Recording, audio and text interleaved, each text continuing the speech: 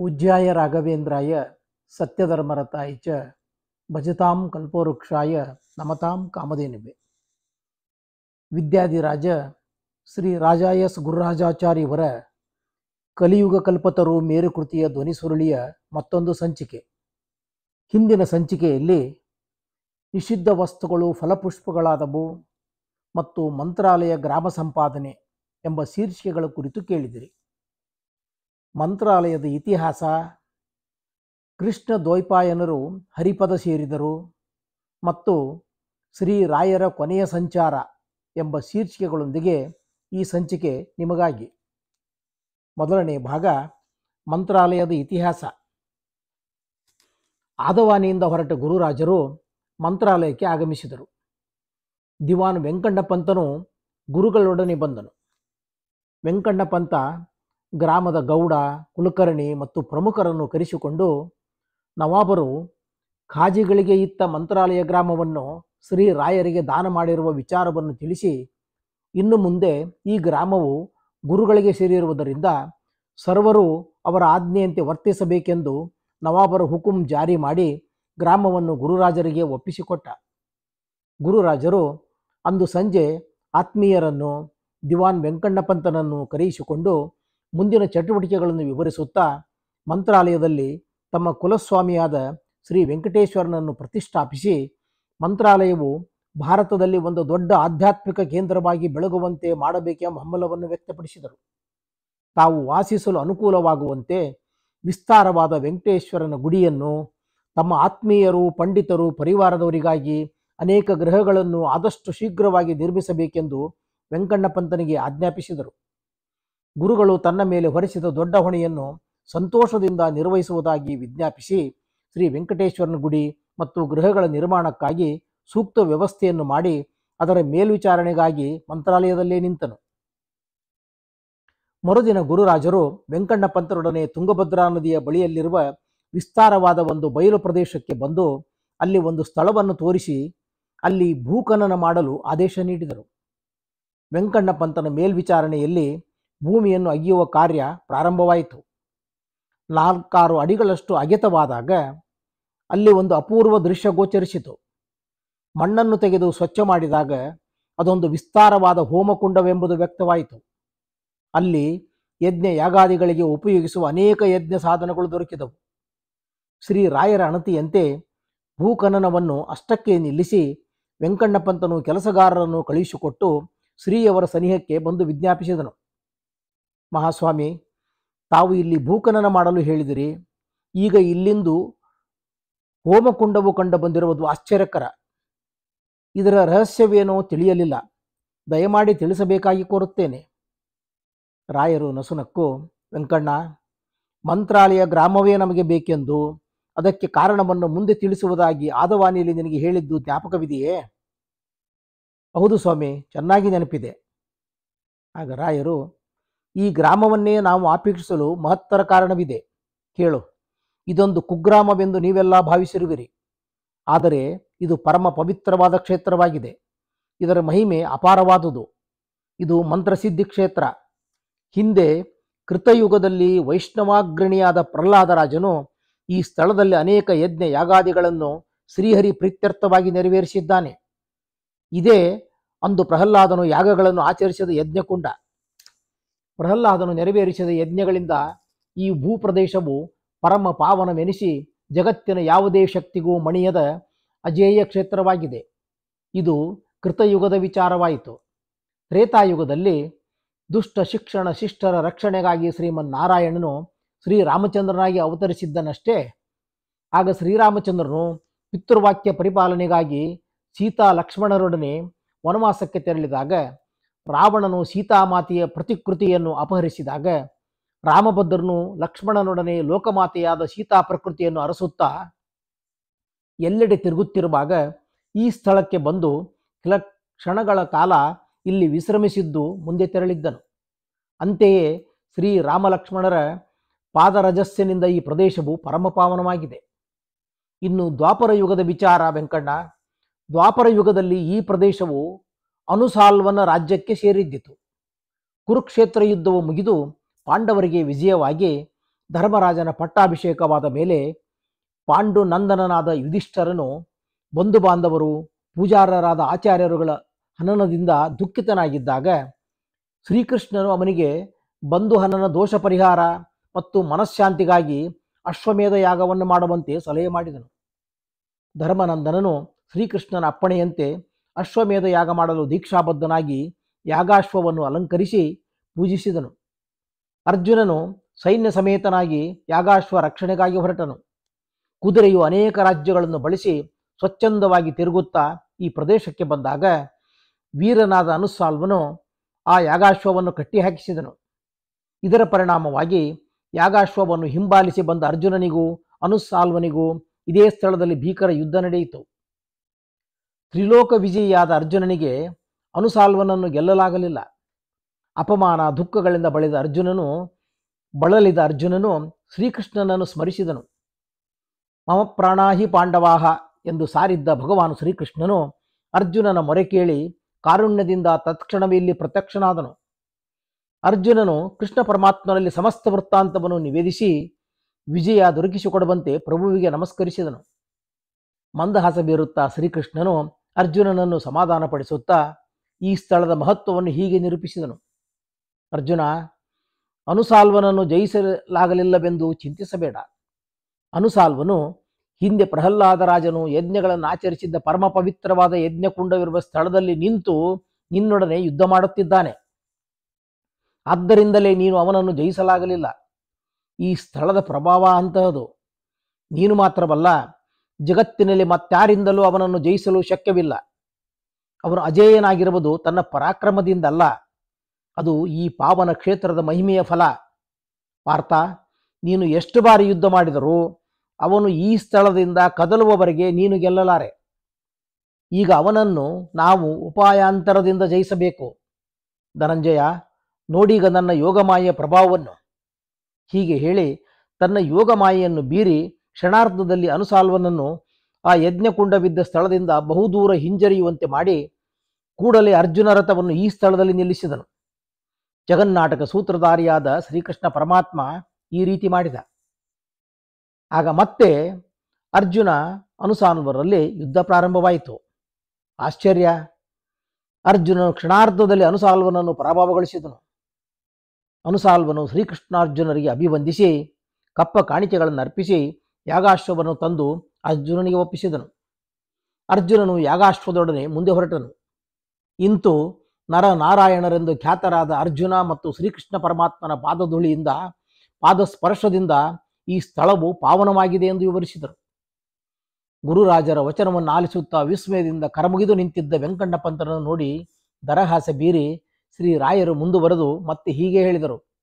ಇಷ್ಟೇ ಅಲ್ಲ, ಮುಂದೆ ಕಲಿಯುಗದಲ್ಲಿ ಈ ಭಾಗವು ರಾಷ್ಟ್ರಕೂಟರಿಗೆ ಸೇರಿದ್ದು ನಂತರ ಸಾಕ್ಷಾತ್ ವಾಯುದೇವರ ಅವತಾರನಾದ ಶ್ರೀ ಆಂಜನೇಯನ ನಾಡೆಂದು ವಿಖ್ಯಾತವಾದ ಹಂಪೆಯಲ್ಲಿ ವಿಜಯನಗರದ ಕರ್ನಾಟಕ ಸಾಮ್ರಾಜ್ಯವು ಸ್ಥಾಪಿತವಾಗಿ ಕನ್ನಡ ಚಕ್ರವರ್ತಿಗಳು ಧರ್ಮದಿಂದ ರಾಜ್ಯ ಪರಿಪಾಲನೆ ಮಾಡುತ್ತಿರುವಾಗ ಈ ಪ್ರದೇಶವು ಕನ್ನಡ ಸಾಮ್ರಾಜ್ಯಕ್ಕೆ ಸೇರಿದ್ದಿತು. ಆಗ ಶ್ರೀಮನ್ ಮಧ್ವಾಚಾರ್ಯರ ಮಹಾಸಂಸ್ಥಾನಾಧೀಶ್ವರರು, ಜ್ಞಾನನಿಧಿಗಳು, ನಮ್ಮ ಪೂರ್ವಾಚಾರ್ಯರು ಆದ ಶ್ರೀ ವಿಭುಧೇಂದ್ರ ತೀರ್ಥ ಶ್ರೀಪಾದಂಗಳವರ ಜ್ಞಾನ, ಭಕ್ತಿ, ವೈರಾಗ್ಯಾದಿ ಸದ್ಗುಣಗಳಿಂದ ಪ್ರಭಾವಿತರಾದ ಕನ್ನಡ ಸಾಮ್ರಾಟರು ಈ ಗ್ರಾಮವನ್ನು ಶ್ರೀ ವಿಭುಧೇಂದ್ರ ತೀರ್ಥ ಗುರುಗಳಿಗೆ ದಾನ ಮಾಡಿದರು. ಈ ಸ್ಥಳದ ಮಹತ್ವವನ್ನು ತಿಳಿದು ಜ್ಞಾನಿಗಳಾದ ಶ್ರೀ ವಿಭುಧೇಂದ್ರ ತೀರ್ಥರು ಯಜ್ಞ ವೇದಿಕೆ ಇರುವ ಈ ಪವಿತ್ರ ಸ್ಥಳದಲ್ಲಿ ಬಹುಕಾಲ ತಪಸ್ಸನ್ನಾಚರಿಸಿ ಶ್ರೀಹರಿಯ ಅನುಗ್ರಹಕ್ಕೆ ಪಾತ್ರರಾದರು. ಆದರೆ ಮುಂದೆ ವಿಜಯನಗರ ಪತನವಾದ ಮೇಲೆ ಈ ಪ್ರಾಂತ್ಯವು ವಿಜಾಪುರದ ಸುಲ್ತಾನರ ವಶವಾದ್ದರಿಂದ ಈ ಗ್ರಾಮವು ಶ್ರೀ ಮಹಾಸಂಸ್ಥಾನದ ಕೈತಪ್ಪಿ ಹೋಯಿತು.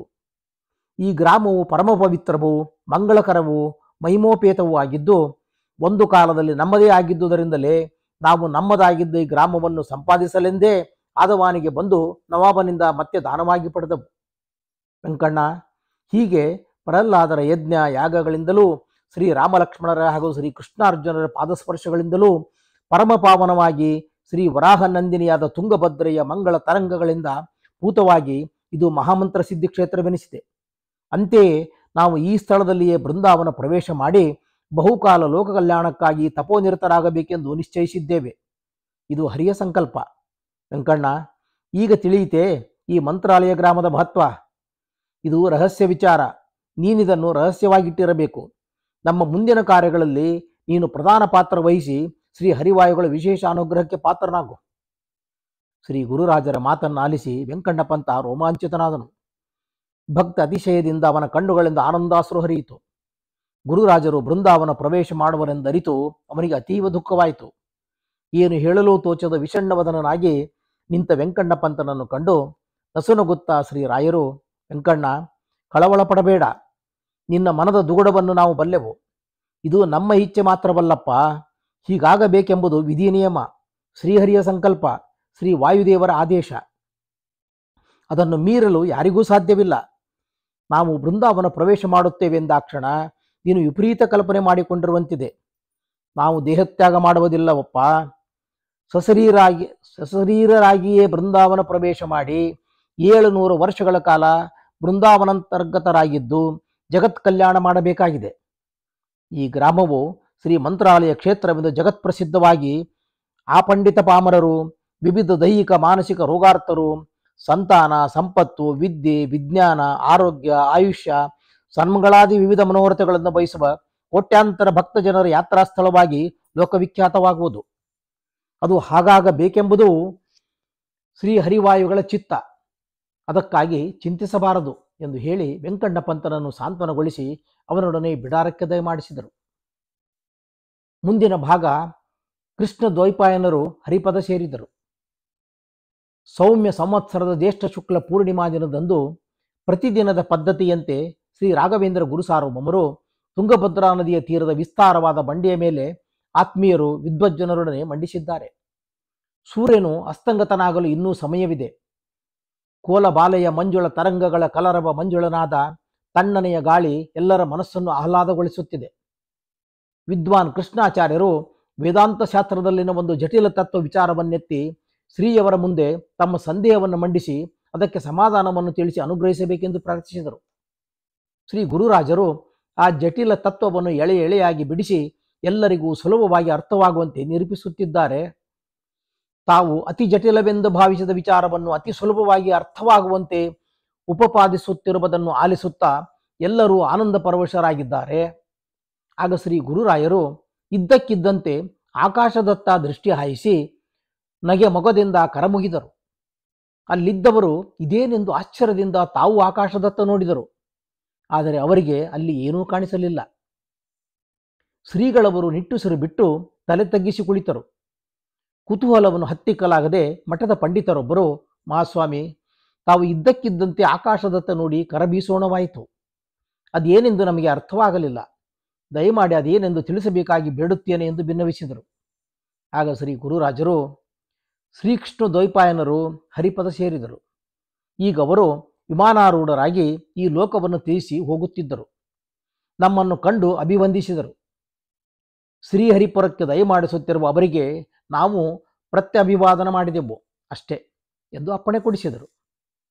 ಶ್ರೀಪಾದಂಗಳವರ ಅದ್ಭುತ ಯೋಗಶಕ್ತಿ ಮಹಿಮಾದಿಗಳನ್ನು ಕಂಡು ಪಂಡಿತ ಮಂಡಲಿ ಆತ್ಮೀಯರು ಸೋಜಿಗಗೊಂಡು ಶ್ರೀರಾಯರನ್ನು ಸ್ತುತಿಸಿದರು.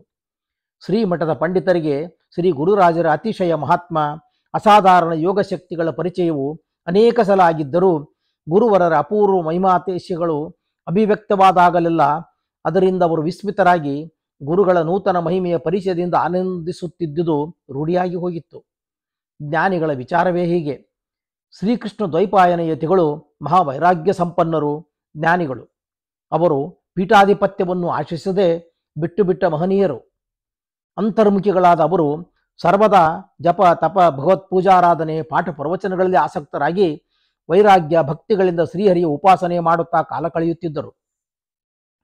ಶ್ರೀಕೃಷ್ಣ ದ್ವೈಪಾಯನರ ಬೃಂದಾವನವು ಭೀಮಾ ನದಿಯ ತಟದ ಮೇಲೆ ಮೇಲ್ಭಾಗದಲ್ಲಿರುವ ಕುಸುಮೂರ್ತಿ ಎಂಬ ಗ್ರಾಮದಲ್ಲಿದೆ. ಅದೊಂದು ಅಪೂರ್ವ ಸ್ಥಳ. ಮಗ್ಗಲಿನಲ್ಲಿ ಭೀಮಾ ನದಿ, ಸ್ವಲ್ಪ ದೂರದಲ್ಲಿಯೇ ಕೃಷ್ಣ ಭೀಮಾ ನದಿಗಳ ಪವಿತ್ರ ಸಂಗಮ, ಶ್ರೀ ಸಂಗಮೇಶ್ವರನ ದಿವ್ಯ ಸನ್ನಿಧಾನ. ಎಲ್ಲಕ್ಕಿಂತ ಹೆಚ್ಚಾಗಿ ಶ್ರೀ ರುದ್ರಾಂಶರೆಂದು ಪ್ರಖ್ಯಾತರಾದ ಜ್ಞಾನಿ ನಾಯಕರು, ತಪೋನಿಧಿಗಳು, ಶ್ರೀ ಮದಾಚಾರ್ಯರ ಮಹಾಸಂಸ್ಥಾನಾಧಿಪತಿಗಳೂ ಆದ ಪೂಜ್ಯ ಶ್ರೀ ಜಿತಾಮಿತ್ರ ತೀರ್ಥರ ಸನ್ನಿಧಾನ. ಅಂತೆಯೇ ಶ್ರೀಕೃಷ್ಣ ದ್ವೈಪಾಯನ ಯತಿವರ್ಯರು ಆ ಪವಿತ್ರ ಸ್ಥಳಕ್ಕೆ ಸನಿಹದ ನೆಲೆಯನ್ನು ತಮ್ಮ ವಾಸಸ್ಥಳವಾಗಿ ಆರಿಸಿಕೊಂಡಿದ್ದರೆಂದು ಹೇಳಬಹುದು.